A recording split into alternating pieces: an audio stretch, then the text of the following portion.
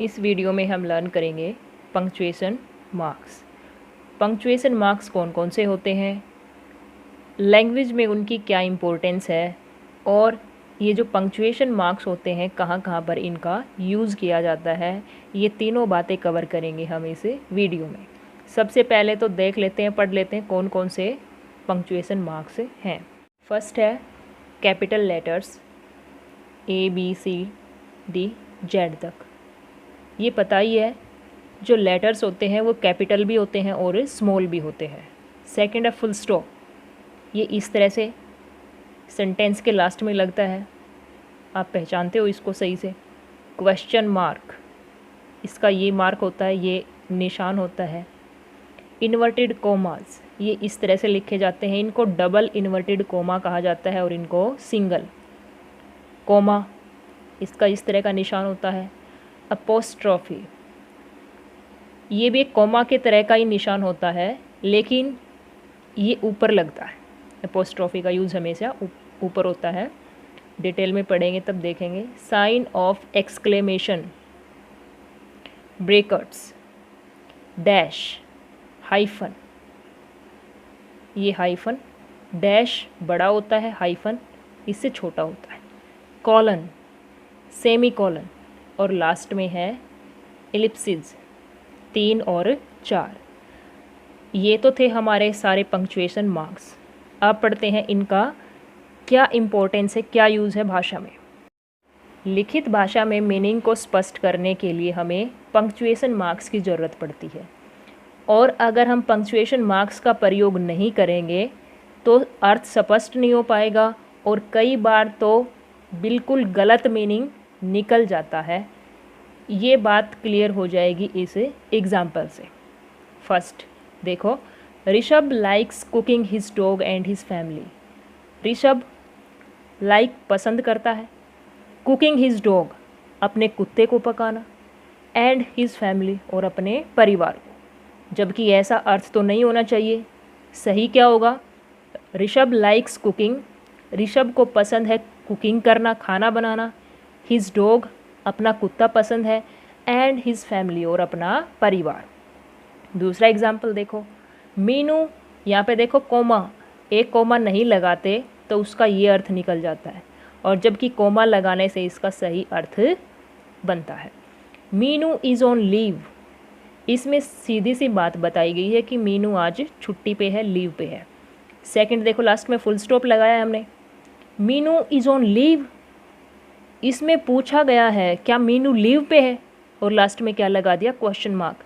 देखो दो जो मार्क्स हैं, एक में फुल स्टॉप है और दूसरे में क्वेश्चन मार्क, दोनों के लगाने से मीनिंग चेंज हो जाता है, अर्थ है वो सेंटेंस का बदल जाता है। तो स्टूडेंट्स आप समझ गए होंगे कि जो पंक्चुएशन मार्क्स हैं वो हमारी लिखित भाषा के लिए, रिटन लैंग्वेज के लिए कितने ज़्यादा ज़रूरी हैं। अब पढ़ते हैं एक एक करके सारे जो हमारे पंक्चुएशन मार्क्स हैं उनको। फर्स्ट है कैपिटल लेटर्स, जो हमने कैपिटल लेटर्स पढ़े थे उनका प्रयोग कहाँ कहाँ पे करते हैं। First letter of a sentence, sentence का पहला लेटर कैसा होगा, हमेशा कैपिटल आएगा। दे आर गोइंग, इसमें दे का जो टी है वो कैपिटल है, बड़ा है। प्रॉपर नाउन और प्रॉपर एडजेक्टिव का भी जो पहला लेटर है वो क्या होगा, बड़ा होगा। रोहित का आर, इंडियन का आई और हरियाणा का अच। नाउन का एक बार बताया था स्टूडेंट से, नाउन का मतलब क्या होता है, कोई भी नाम। ईश्वर और उसके लिए प्रयुक्त नाउन या प्रोनाउन का पहला लेटर भी क्या होता है, बड़ा। माई गॉड, ये माई गॉड के लिए आया है, भगवान के लिए यूज़ किया हमने इस प्रोनाउन का, तो इसलिए एम बड़ा। गॉड का जी बड़ा। द लॉर्ड, ये द किसके लिए आया है, भगवान के लिए, तो इसका भी टी बड़ा। लॉर्ड का एल बड़ा। शॉर्ट फॉर्म में, शॉर्ट फॉर्म बनाते हैं तब भी लेटर्स कैसे होते हैं, capital. M, L A, S T M. I और ओ अकेले आए तब हमेशा कैसे लिखे जाते हैं, कैपिटल लेटर्स में लिखे जाते हैं।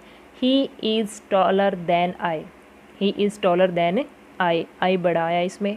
ओ माई गॉड, ओ अकेला आया, ये भी कैसे लिखा जाएगा, कैपिटल। इन्वर्टेड कोमा के अंदर आने वाला पहला लेटर बड़ा होगा। ही सैड टू मी, ये इन्वर्टेड कोमास हैं और इसमें जो पहला जो वर्ड है ही, उसका पहला लेटर क्या होगा, बड़ा होगा। सेकंड है फुल स्टॉप। फुल स्टॉप इस तरह का निशान होता है फुल स्टॉप का। इंटेरोगेटिव और एक्सक्लेमेटरी वाक्यों को छोड़कर बाकी सभी प्रकार के वाक्यों के अंत में, इंटेरोगेटिव होते हैं प्रश्नवाचक और एक्सक्लेमेटरी होते हैं विस्मयादिबोधक। ये सेंटेंस के टाइप्स होते हैं। इनके ऊपर एक वीडियो है स्टूडेंट्स, अगर आपने नहीं देखी तो उसको ज़रूर देखिएगा, बहुत हेल्पफुल वीडियो है वो भी। He is a good boy, do your job, he asked me where I was going. Short form के बाद भी हमेशा फुल स्टॉप का प्रयोग होता है। MLA, इसमें M के बाद, L के बाद और A के बाद। SDM, ये एक रह गया, M के बाद भी क्या होगा, फुल स्टॉप का प्रयोग होगा। नेक्स्ट है क्वेश्चन मार्क, प्रश्नवाचक वाक्यों के अंत में। ये तो सबसे आसान है, व्हाट इज़ योर नेम, और लास्ट में क्या लगाया हमने, क्वेश्चन मार्क, इस तरह का निशान होता है ये। नेक्स्ट है inverted coma. Inverted coma direct speech में रिपोर्टेड स्पीच के दोनों तरफ, ये नरेशन में होते हैं, डायरेक्ट और इनडायरेक्ट स्पीच। डायरेक्ट स्पीच का ये एक पार्ट होता है रिपोर्टेड स्पीच, जो हम एग्जाम्पल में देखेंगे। या फिर इसको और भी आसान तरीके से समझें तो किसी के कहे शब्दों को उसी प्रकार लिखने के लिए किसका प्रयोग करेंगे, इन्वर्टेड कोमा का। शी सैड, उसने कहा। अब उसने जो कहा वो ये वर्ड्स हैं, ये शब्द हैं, और इनको लिखने के लिए हमने किसका प्रयोग किया, इन्वर्टेड कोमा का। वेयर डू यू लिव, और इन्वर्टेड कोमा में इसको हमने क्या कर दिया, क्लोज कर दिया, बंद कर दिया। बुक्स, न्यूज़पेपर, पोएम के नाम को अलग दिखाने के लिए सेंटेंस में अगर बुक्स का नाम लिखते हैं, न्यूज़पेपर का, किसी पोएम का, तो उनके साथ भी डबल का भी किया जा सकता है या फिर सिंगल इन्वर्टेड कोमा का यूज़ करते हैं। जैसे फायर एंड आइज, ये एक पोएम का नाम है, सिंगल इन्वर्टेड कोमा में लगा दिया हमने इसमें। Is a famous poem. I read, मैं पढ़ता हूँ, द टाइम्स ऑफ इंडिया, ये एक अखबार का नाम है। मार्क ऑफ एक्सक्लेमेशन, या इसको एक्सक्लेमेशन मार्क भी कह देते हैं, ये हमेशा ऐसे वर्ड्स या सेंटेंस के अंत में आता है जो हमारे मन में आए अचानक खुशी, दुख या आश्चर्य के भावों को दिखाते हैं। जैसे alas, I have lost my bag. ये ऐसे जो वर्ड्स होते हैं इनको इंटरजेक्शन कहते हैं। अल्लास, वाओ, ओ, ये कौन से क्या कहते हैं, इनको इंटरजेक्शन कहते हैं। ये सारे वर्ड्स हमारे मन में आई अचानक खुशी को दिखाते हैं, या फिर दुख को दिखाते हैं, या फिर आश्चर्य को दिखाते हैं। तो ऐसे वर्ड्स के साथ क्या लगेगा, मार्क ऑफ एक्सक्लेमेशन, जो इस तरह से लिखा जाता है, ये निशान है उसका। Wow, you are great. Third है what a beautiful bird it is. ये ऐसा सेंटेंस है जो हमारे मन में आए किसको दिखाता है, आश्चर्य को दिखाता है, कितना सुंदर पक्षी है, what a beautiful bird it is. Sixth है ब्रेकट्स। ब्रेकट्स का प्रयोग किया जाता है एक्स्ट्रा इन्फॉर्मेशन, अतिरिक्त सूचना देने के लिए। मोहन, अब मोहन के बारे में कुछ और बताना पड़ेगा तो वो हमने किस में लिख दिया, ब्रेकट में। सन ऑफ श्यामलाल, मोहन जो श्यामलाल का बेटा है, इज़ ए गुड बॉय, अच्छा लड़का है। डैश, डैश दिखाता है हिचकिचाहट, या फिर हमारा एकदम से विचार बदल जाए, तब हम किसका प्रयोग करेंगे, डैश का। जैसे इसमें देखो, I don't accept this offer, इसमें हिचकिचाहट दिखाई गई है। सेकंड में देखो, ही लॉस्ट द मैच, वो मैच हार गया, फिर उसके मन में या विचार में, थॉट में अचानक से बदलाव है, उसने एकदम से कुछ और बात सोची, और वो क्या थी, डैश लगाने के बाद but I am to go to market, पर मुझे तो मार्केट जाना है। हम संख्याओं और पेज नंबर को बताते हैं, तो स्टार्टिंग का लिख देते हैं और लास्ट का, और बीच में क्या लगा देते हैं, डैश। जैसे ये कर रखा 1981-1995, इसका क्या मतलब है, 1981 से लेकर 95 तक। पेज 91 से लेकर 98 तक। नेक्स्ट है इलिप्सिस, इसमें 3 या 4 फुल स्टॉप का प्रयोग होता है। 3 का प्रयोग वाक्य के बीच में वर्ड्स के लोप को दिखाने के लिए होता है। जैसे इसमें शी, विद हर सिस्टर। और वाक्य के अंत में शब्दों का लोप दिखाना हो तो लास्ट में कितने लगाएंगे हम? 4। Rahul went to Jaipur with. Next है अपोस्ट्रोफी। इसका प्रयोग करेंगे नाउन का पजेसिव केस बनाने के लिए। पजेसिव केस का मतलब होता है अधिकार दिखाना। जैसे अमित, इसके आगे निशान लगाया अपोस्ट्रोफी का, उसके बाद एस, और फिर क्या लिखा? बुक। तो हमने अमित जो नाउन है उसका क्या बना दिया? पजेसिव केस बना दिया। इसका मतलब क्या हुआ? अमित्स बुक, अमित की किताब। माय फादर्स हाउस, फादर के आगे पहले अपोस्ट्रोफी, उसके बाद एस। मीनिंग क्या निकला इसका? माय फादर्स हाउस, मेरे पिता का घर। छूटे हुए अक्षर के स्थान पे जैसे डू नोट का क्या बना दिया? डोंट। कैन नॉट का कांट।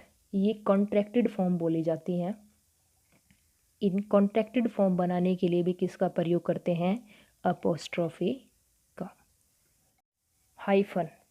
हाइफन का प्रयोग होता है कंपाउंड वर्ड्स को जोड़ने के लिए। कंपाउंड वर्ड्स वो होते हैं जो जोड़े में आते हैं, दो साथ में आते हैं, जैसे फादर, मदर, आइसक्रीम। नेक्स्ट है कॉलन। कॉलन कोटेशन बताने के लिए। कोटेशन होती है किसी लेखक या कवि की कही गई बात को बताने के लिए। जैसे बैकन सैड, बैकन एक लेखक हुआ है, बैकन ने क्या कहा, उसके बाद कोलन का प्रयोग किया हमने। Revenge is a kind wild justice. दूसरा है कॉलन का प्रयोग अतिरिक्त जानकारी देने के लिए भी हम करते हैं। There is a good news, एक अच्छी खबर है। उसके बाद अच्छी खबर को बताने के लिए पहले हमने क्या किया? कॉलन का यूज़ किया। और वो अच्छी खबर क्या है? वी वॉन द मैच, हम मैच जीत गए। Semi colon. सेमी कॉलन का प्रयोग कहाँ पर करेंगे हम? कोमा से ज़्यादा व फुल स्टॉप से कम विराम के लिए। God made the country, man made the town. Last है कोमा। कोमा का प्रयोग कहाँ पे हम करेंगे? फर्स्ट है एक जैसे शब्दों को अलग अलग करने के लिए, जैसे I buy a book, a pen, a pencil and a bag. ये ध्यान रहे स्टूडेंट्स, जब हम लास्ट वाले दो को बताते हैं तो उसमें कोमा नहीं बल्कि किससे जोड़ते हैं? उसको एंड से। और बाकी को किससे अलग किया? कोमा से। संबोधन के बाद हम किसी को बुलाते हैं या कुछ कहते हैं तो उसके बाद भी किसका प्रयोग करेंगे? कोमा का। जैसे मोहन, मोहन के बाद comma. Don't do it, Mohan ऐसा मत करो। गो देयर, वहाँ जाओ। बॉयज़, देखो बॉयज़ को अलग किया है, बाकी सेंटेंस से तो भी किसका प्रयोग किया? कोमा का। रिपोर्टिंग वर्ब व रिपोर्टेड स्पीच को अलग करने के लिए। ये रिपोर्टिंग वर्ब और रिपोर्टेड स्पीच क्या होते हैं? ये नरेशन में आते हैं, डायरेक्ट और इनडायरेक्ट स्पीच, सारा सब कुछ। वो भी वीडियो बना रखी है, अगर आपने नहीं देखी तो उसको भी देखेगा। आई सेड, ये तो होती है, जो सैड है वो है रिपोर्टिंग वर्ब, और इसके बाद जो आता है जो इन्वर्टेड कोमा में बंद है उसको क्या कहते हैं? Reported speech. और इन दोनों को अलग करने के लिए किसका प्रयोग किया गया है? कोमा का। कुछ वर्ड्स हैं जैसे yes, no, sir, madam, please, thank you. इन शब्दों को अलग करने के लिए, बाकी सेंटेंस से अलग करने के लिए भी किसका प्रयोग करेंगे? कोमा का। जैसे यस, कोमा लगाया, he has stolen my pen. Keep silence, please, please को बाकी सेंटेंस से अलग करने के लिए भी किसका प्रयोग किया हमने? कोमा का। पेयर ऑफ वर्ड्स को अलग करने के लिए, शब्दों का जो जोड़ा होता है उसको एक पेयर को दूसरे पेयर से अलग करने के लिए भी किसका प्रयोग करते हैं? कोमा का। जैसे रिच एंड पुअर, कोमा लगाया। Old and young, high and low, all went to see the fair. ये देखो एक जोड़ा तो ये बन रहा है, एक पेयर तो रिच एंड पुअर का, ओल्ड एंड यंग का, हाई एंड लो का, ये तीन बन गए। और तीनों को अलग किससे किया है? कोमा से। ये था पंक्चुएशन टॉपिक। चैनल को सब्सक्राइब ज़रूर करें, और वीडियोज़ अच्छी लगती हैं तो लाइक करें, और दूसरे बच्चों तक पहुंचाने के लिए इसको शेयर भी करें।